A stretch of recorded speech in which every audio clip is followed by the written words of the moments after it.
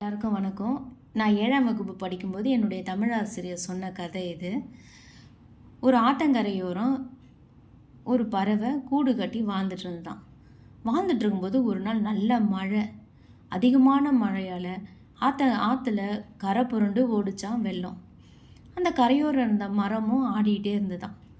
மரத்து மேலே ஒரு கூடில் ஒரு பறவை தன்னுடைய 3 குஞ்சுங்களோட வசித்து வந்ததுதான். தன்னுடைய 3 குஞ்சுங்களும் தன்னுடைய தாய் பறவையை பார்த்து ஒரே பயங்கரமாக அழுது, அம்மா என்னை காப்பாற்றுங்க, எங்களை காப்பாற்றுங்க அம்மா அப்படின்னு அழுதுட்டு இருந்ததான். தாய் பறவைக்கு என்ன பண்ணுறதுனே புரியலையாம். அப்போது நம்ம அந்த ஆற்றை கடந்து அந்த அக்கறைக்கு போயிட்டோம்னா நம்ம குஞ்சுங்களை காப்பாற்றிடலாம் அப்படின்னு தாய் பறவைக்கு தோணுச்சான். தோடினவுடனே தன்னுடைய ஒரு குஞ்சை தூக்கிட்டு பறந்து போச்சான்.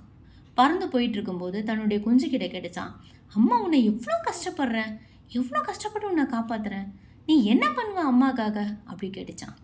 அதுக்கு தன்னுடைய அந்த குஞ்சு சொல்லிச்சான், அம்மா நீங்கள் என்னை கஷ்டப்பட்டு காப்பாற்றி கொண்டு போய் ஒரு கூண்டில் வச்சிங்கன்னா நீங்கள் கூண்டுலேயே இருந்துக்கோங்க, நான் பறந்து போய் உங்களுக்கு உணவு எடுத்துகிட்டு வந்து தரேன்னுச்சான்.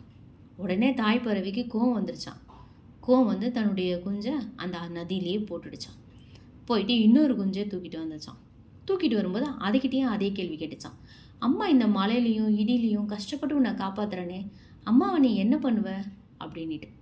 அதுக்கு அது சொல்லிச்சான், அம்மா நீங்கள் என்னை கொண்டு போய் மழை பெய்யாமல் இந்த மாதிரி வெள்ளம் வராமல் அழகான கூடாக பார்த்து அமைச்சு என்னை உட்கார வச்சுட்டு எனக்கு அழகாக சமத்தா எடுத்துகிட்டு வந்து கொடுங்க உணவு, நான் சாப்பிட்டுட்டு உங்கள் பேச்சு கேட்டுட்டு நான் கம்முன்னு இருப்பேன் அப்படின்னுச்சான். உடனே பயங்கர கோவம் அந்த நதியிலேயே அந்த குஞ்சையும் போட்டுடுச்சான். அடுத்தது 3ஆவது ஒரே ஒரு குஞ்சு தூக்கிட்டு பறந்து வந்துச்சான் பறவை.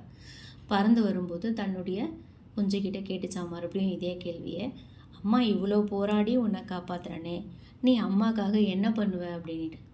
அப்போ அந்த குஞ்சு சொல்லிச்சான், அம்மா நான் உங்களை மாதிரியே இருப்பேன், நீங்கள் எப்படி வாழ்க்கையில் போராடுறீங்க உங்களை மாதிரியே நான் போராடுவேன், நீங்கள் எப்படி என்னை காப்பாற்றி இப்போ கரையை கடக்க போகிறோமோ நானும் உங்களை மாதிரியே ஜெயிப்பேன், உங்களை மாதிரியே ஜெயிச்சு காட்டுவேன்.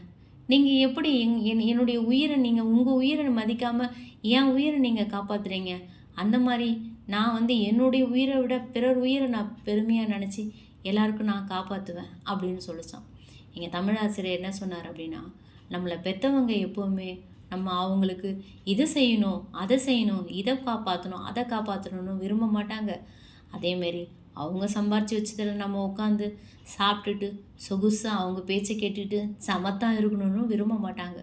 அவங்க ஜெயிச்ச அளவுக்கு விட நம்ம அதிகமாக அவங்கள விட ஜெயிச்சு காட்டணுன்றது தான் விரும்புவாங்க.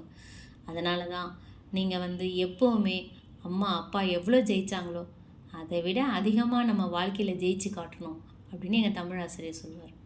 அது மாதிரி நம்ம எல்லாருமே நம்ம பெற்றவங்க எவ்வளோ தூரம் ஜெயிச்சிருக்காங்கன்றது முக்கியம் இல்லை, நம்ம அவங்கள விட அதிகமாக இந்த உலகத்தில் ஜெயிச்சு காட்டணும். வணக்கம்.